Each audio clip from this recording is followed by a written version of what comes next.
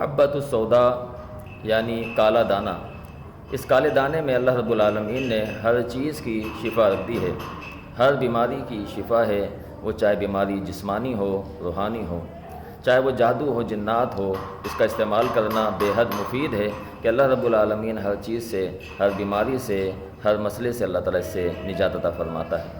پیارے پیغمبر علیہ السلام کی سنن ترمذی کے اندر یہ روایت موجود ہے، حدیث نمبر 4041، راوی حدیث سیدنا ابو ہریرہ رضی اللہ تعالیٰ عنہ ہیں۔ نبی علیہ السلام فرماتے ہیں علیکم بہذہ الحبۃ السوداء فإن فیہا شفاء من کل داء الا السام، کہ موت کے علاوہ کلونجی کے اندر اللہ رب العالمین نے ہر چیز، ہر بیماری کی شفا رکھی ہوئی ہے۔ صبح نہار میں ایک چٹکی اسے استعمال کیا جائے، چبایا جائے اور پانی کے ساتھ پی لی جائے، کھانے میں بھی اس کو استعمال کیا جا سکتا ہے۔ اللہ تعالیٰ شفا عطا فرمائے۔